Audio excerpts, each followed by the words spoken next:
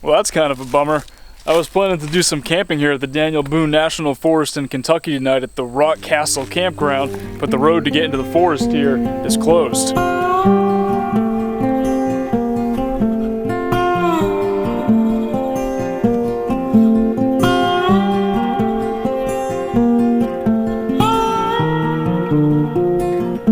I just walked in a little ways and it looks like a pretty awesome camping area. There's all these sites that line up right along the river. It would have been really nice to be able to stay here. This definitely would have been a beautiful front yard to wake up to tomorrow morning. I guess the new plan is to just hang out here for a few hours. There is a boat ramp parking lot right over there, so I probably could stay there tonight, but I'm not going to risk it. I think I'm just going to go back into town. It's about 30 minutes away and stay at one of the Walmarts or something like that again. But I will hang out here for a couple hours, cook up some dinner, and take it easy and enjoy this beautiful scenery.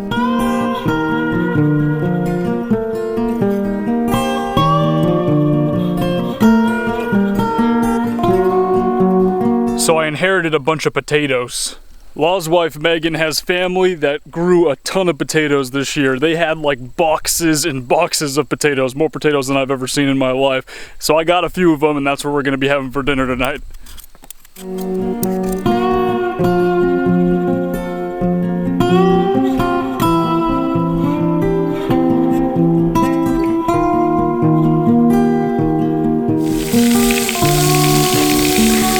This is my first time making potatoes. The first batch is going to be regular potatoes and the second batch is the sweet potatoes here. I'm not really sure how I'm doing. I think that it's going to take a little bit longer to cook than I anticipated though.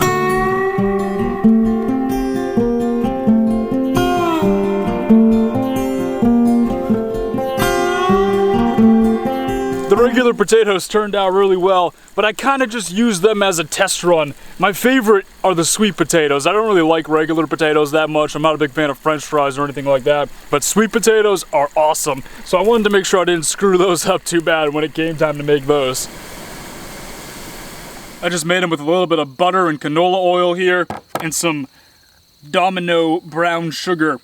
Not too much though, just a little bit. And they turned out really well. They are absolutely delicious. I'm gonna have to start making sweet potatoes more often.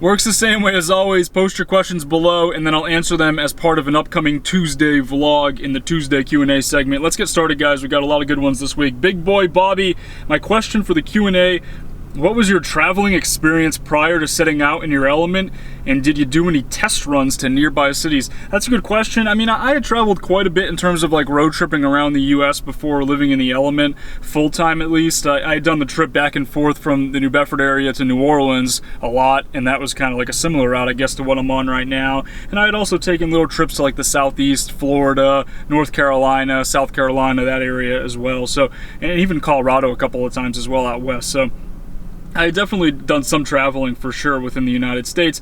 I had tested it out. I had a couple of different conversions in here before this one that I didn't really like too much, that really weren't that great, but I did use them and slept in them and traveled in them occasionally to kind of get a feel for it. It took me a while to finally make the full-time decision to live out of the element, but I mean, once I did, it's been really awesome, so I'm glad that I did. I just kind of regret that it took me so long to finally pull the trigger. Turbo Buick 33, how much is rent at your friend's apartment in New York? I don't know exactly what that exact number is. It's definitely pretty high. There's 3 of them that live there in that apartment, and it's technically a 2-bedroom, but it has like another room thing attached to the living room, which is like has like glass doors, and it's like a little closet area, I guess, but they made that into a bedroom as well. So the 3 of them, I want to say it's probably between $4,000 and $4,500 for the 3 of them to live there a month. John Meadows, hey Nate, don't mean to put you on the spot, but of all the states you have visited, which one would you really like to visit again? That's a good question. I actually saw this one before and I thought about it a little bit, but I think that it would have to be Colorado. Since I started living out of the element full time, I haven't been to Colorado. I'd been there a couple of times before, like I said, on different road trips before living out of the element full time, but after I finally started living out of here full time and traveling like this, I haven't been there. So I'd like to go there and spend another you know, a good amount of time there, maybe a week or two there, maybe at some point next year, but that's probably at the top of the list. Jay Bratt, I guess the Q should be, what's your favorite town or two and why? That's probably, I mean, it's got to be San Diego for my favorite city, at least in the United States. And that's not to say that I don't love a lot of other cities. Like, I love San Francisco, I love New Orleans, Boston. I mean, there's so many great cities in the United States, and they're all are great and unique in so many different ways. But for me, at least, San Diego's got to be at the top of the list. I don't know if it's somewhere that I would want to settle full time, but for visiting and spending a month or two there out of the year, or whatever it may be, I mean, it's really great. And a big reason, obviously, why the surf gets really good there. It's relatively consistent, at least more so than anywhere else in the United States, and it's very fun. You know, I like the city. The weather there is great. I know my way around it. There's a lot of different really interesting neighborhoods. There's a lot going on. I think San Diego is probably at the top of that one. CP Walsh, have you ever visited the desert communities of Quartzite, Ehrenberg, Arizona? I have been to that area. I spent a couple of days in Quartzite. I've checked it out. I hung out on BLM land and explored a little bit, but yeah, not extensively. And then as pitched on Cheap RV Living channel, does that nomadic rural existence for a time appeal to you?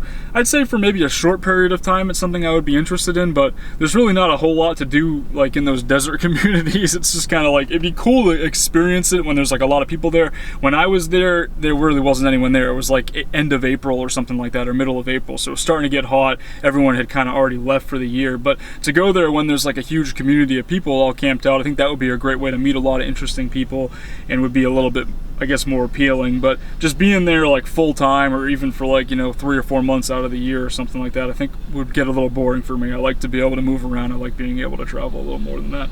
Jack McGregory, hello from Manchester, United Kingdom. Have you ever considered investing in modifications such as off-road tires, bumpers, or a roof rack?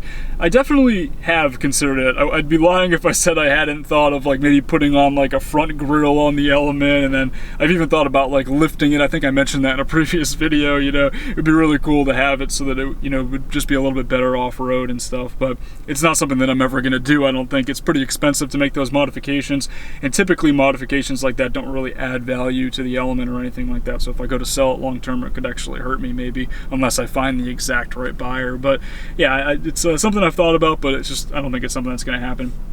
And the last one this week is from Expander. Would you consider getting a cargo van in the future to live in? Definitely. That's probably the route that I'm going to be moving in at some point in the next year or so. Thinking about going with maybe like an E350. I have to figure out what the best make, model year, the best engine is and stuff like that, and then start narrowing it down and start searching for it, which is obviously going to be a long process, but something in that area, maybe a Chevy van, like an Express or something like that, or a Ford E350, something along those lines that is like a traditional looking, slightly older cargo van.